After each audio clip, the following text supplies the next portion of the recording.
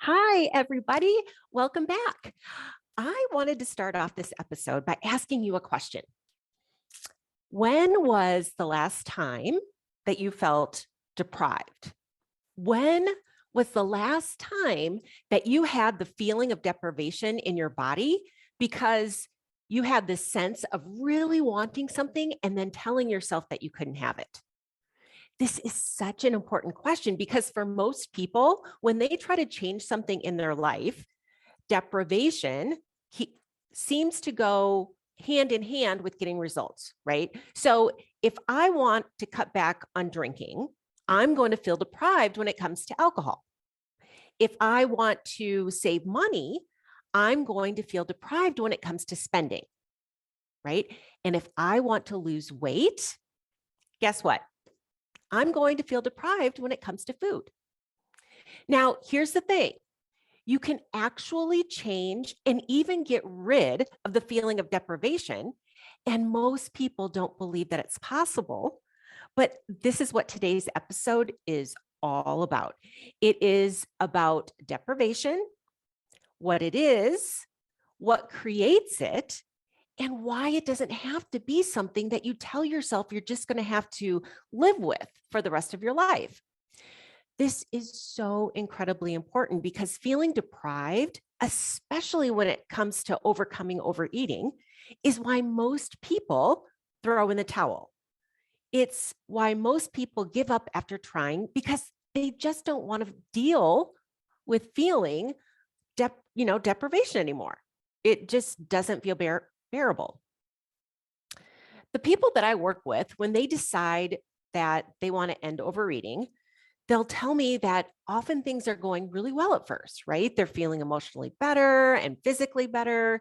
They're enjoying waking up, not feeling bloated. They're having better sleep, waking up with more energy in the morning, and lots of time just not having shame about what you ate. But they'll come to me and they'll say, I just feel so deprived. I really want that piece of cake. I really want to be snacking. I feel like I'm missing out. I have all these great physical benefits and emotional benefits, but what do I do with all of this deprivation? So, the first thing you have to understand if you want to start to unravel this question for yourself is what is deprivation? Deprivation literally means the state of being kept from possessing, enjoying, or using something. Here's the thing. Deprivation is an emotion in your body, but it is also a physical sensation. There is both emotional deprivation and physical deprivation, and most people never make the distinction between the two. Now, I talk about this a lot in my work, the need to distinguish between emotions and physical sensations. This is a big piece of the work that I do. It is so important. So, emotions are one word, feeling states, right? Things like happy, sad, angry. Those are emotions. They are feeling states that you experience in your body. Now, physical sensations are also things that you experience in your body. They are things like hungry, thirsty, tired, pleasure, pain. But there's a big difference between the two. The difference between emotions and physical sensations is pretty simple, but it can be difficult because you're experiencing them both in your body. Here's how you can tell the difference between the two, okay?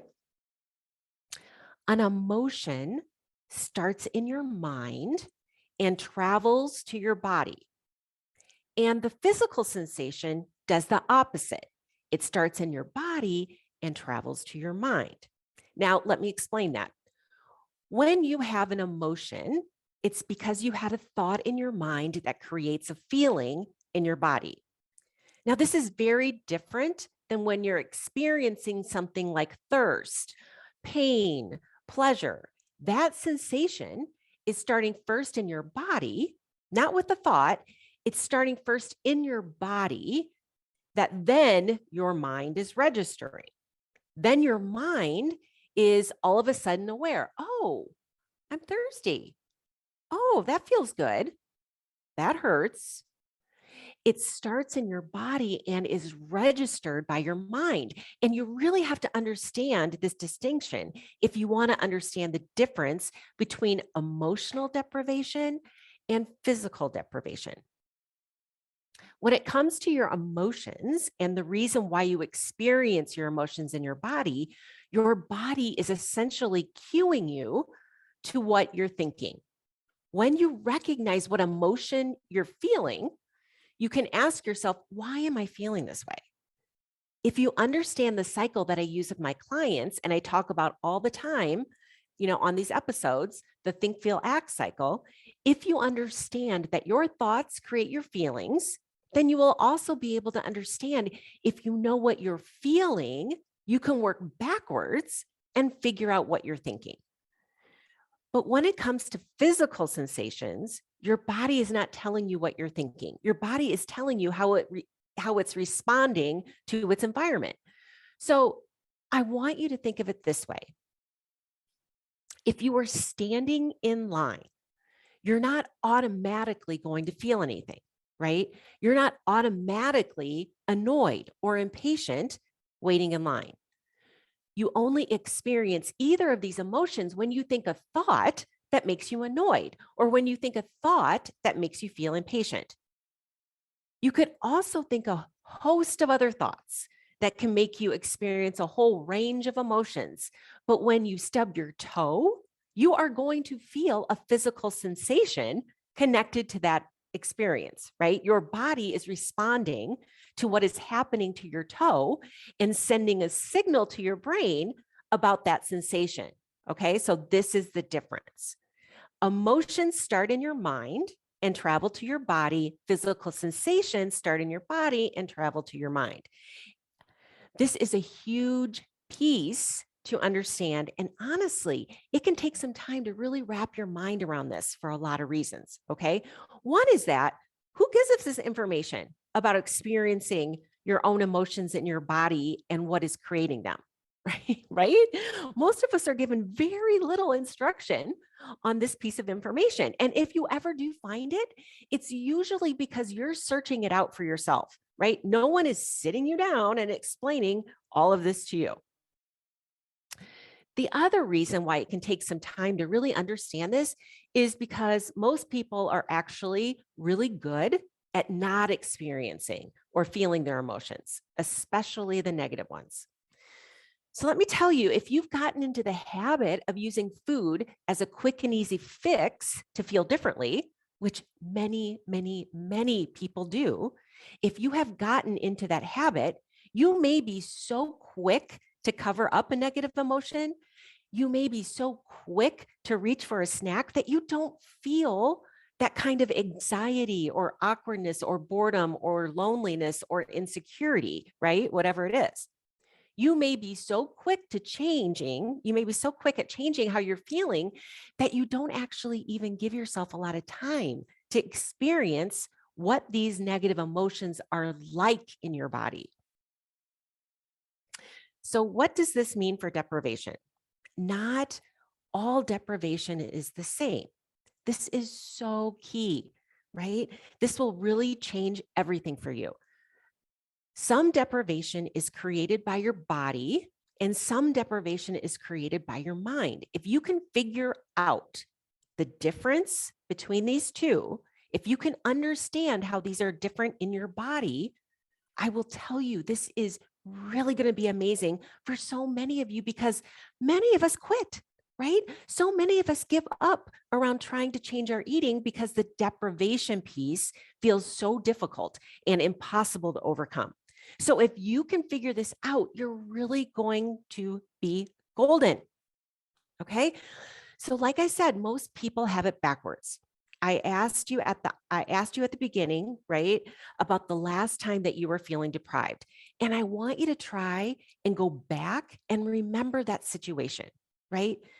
Think about that feeling of deprivation in your body. Whatever it was, maybe it was a cupcake, maybe it was something else. Think about what it was like, right? What was going on? You wanted to have something and you told yourself you shouldn't have it and you were feeling deprived. Really put yourself back in that moment and ask yourself, why was I feeling deprived? What was causing this feeling? Now, here's what almost everyone will say.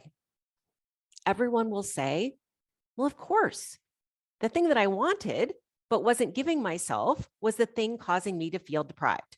So it was the cupcake, or it was the chocolate ice cream, or the outfit I wanted to purchase. Whatever it was that you told yourself you couldn't have, that was the thing causing your deprivation. But of course, it doesn't work like that. Things external to us do not create our emotions. They do not create how you feel in your body when it comes to an emotional response. What caused your feeling of deprivation in that moment was your mind. It was not the thing external to you. It was not caused by the cupcake. It was not caused by the ice cream. Whatever it was caused by your thoughts. If you're really going to understand this, you have to start to understand the difference between a need and a want. And the difference between a need and a want will really help you understand this at a deeper level. There are things that your body needs in order to function. It needs oxygen. It needs water. It does need food. It needs sleep. It needs warmth. There are things that your body is driven to seek out as part of its impulse to survive. Your body needs these things. They are basic requirements, right? Your body needs basic levels of each so that it can function and maintain homeostasis. Okay, so think about it. You cannot hold your breath indefinitely. You cannot decide that you no longer need sleep. When it comes to the things that your body truly, truly needs, they're non negotiables, right? What happens when you try to deprive yourself of one of these things, as we sometimes do, right? It'll feel terrible. Now, think about holding your breath, right?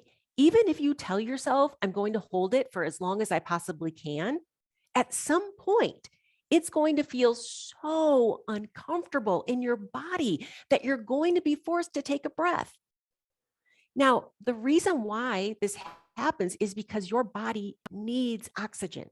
So when you're not breathing, when you're not holding your breath, there are rising levels of CO2 in your body, and those rising levels of CO2 are actually irritating your lungs. And so your diaphragm and your muscles in between your ribs, they'll begin to spasm totally outside of your control, and it will feel like your lungs are going to burst.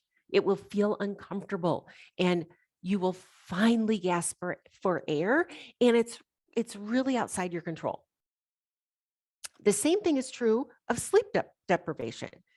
Think about how awful it feels when you are forcing yourself to stay awake when your body wants to sleep. When you are depriving yourself of sleep, it feels terrible. And it's true. You can keep yourself awake for some period of time. You can pull an all-nighter, but sleep is a basic biological necessity for all humans. You need it to perform basic cognitive functions. You need it for your immune system. You cannot keep yourself awake indefinitely, and it feels terrible when you're trying to do that. There are moments when deprivation for things that we really need, it does indeed feel very uncomfortable. It is not pleasant when we are depriving ourselves of things that our body truly needs. But again, this is physical deprivation. The impulse to breathe, to sleep, to eat, they are created by your body. And when your body doesn't get the basic things it needs to function, it not only feels terrible, but it actually forces you to try to seek them out. Now, your needs are totally different from your wants. And again, most people do not make this distinction. We get our needs and our wants all mixed up together, right? It seems like food, oxygen, sleep, and wine, and chocolate, and money, right? Our needs and wants totally become entangled. Your body does not need the things that you want. You just think that it does. It's so important to be able to understand those two differences, because when your body truly needs something to function, there will be physical deprivation when you don't give it to yourself. When your body doesn't really need something to function, when you just want it, you are much more likely experiencing emotional deprivation. So, what this means is that the deprivation you feel when you try to cut back, right? The deprivation you feel when you try to take a break is deprivation that is not being created by your body. It is deprivation that's being created with your mind. It is emotional deprivation, not physical deprivation. I will tell you that this is the very best news, because once you understand this and you're able to make the distinction, it means that you can start to exert some control over it. You can start to work with your mind. You can start to work with your thoughts to stop feeling deprived when you want to cut back on your snacking, or to stop feeling deprived when you want to reduce your sugar. This is so essential, because feeling deprived and feeling like you're missing out is usually the number one reason why people aren't successful when they want to overcome overeating or they want to reduce sugar, because they feel the deprivation is too much. It feels impossible to overcome, like it's never going to go away, right? They're going to be missing out forever. This idea of, I just can't go on living my life like this, and I'm always going to feel deprived. This is always going to be terrible. It feels like too much for people. And so they quit. But if you understand the difference between emotional deprivation and physical deprivation, you understand the difference between true needs and wants.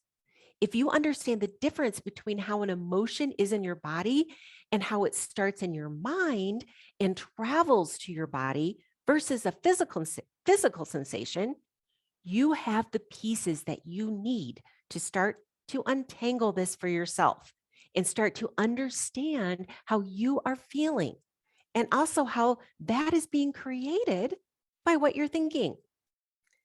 Deprivation is usually just an emotion, and emotions are always caused by the thoughts that you're thinking. So, if you want to start the process of doing this work, you have to start to pinpoint the thoughts that are creating your deprivation. Thoughts like, I really want it. It tastes so good. This isn't fair. This sucks. I hate missing out. Everyone else is eating cupcakes. No one else has to deal with this. I hate this. I just want to have a good time. Whatever these thoughts are, you have to start to bring awareness to what you're thinking. What are the thoughts that are creating emotional deprivation for you? I will tell you that just having this awareness is so big. It makes such a big difference. And so many people, when I introduce this idea of the difference between emotional deprivation and physical deprivation, they want to run straight to the point when they hear, oh, I can change this. I don't have to feel this way. Let's change this immediately. But I always tell them, you have to first start with awareness.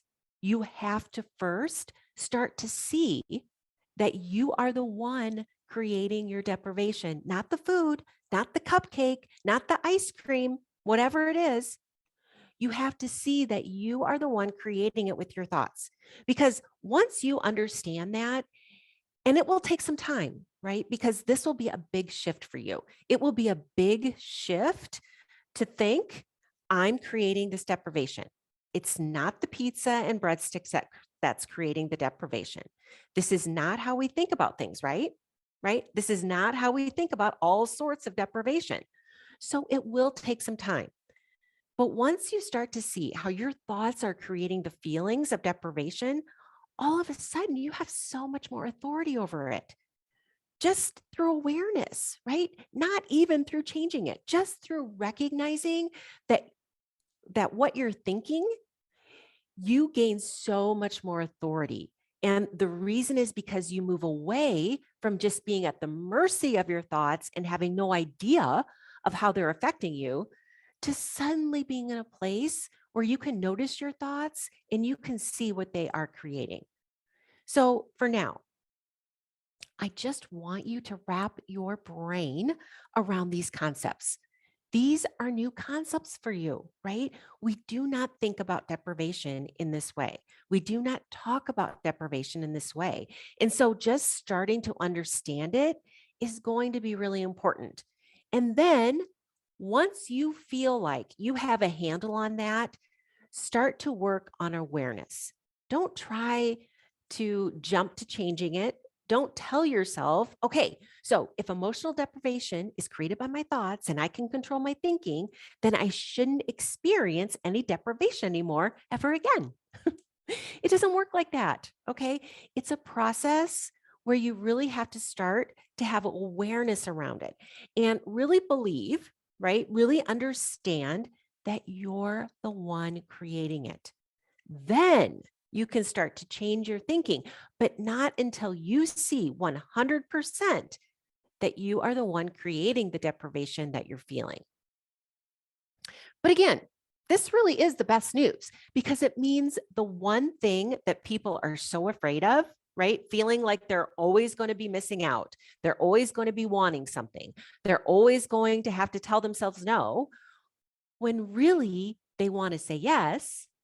That is not set in stone. Okay. Too many people struggle with this. Too many people are stuck in this because they don't understand the difference between emotional and physical deprivation and how they can start to change the emotional deprivation that they are experiencing.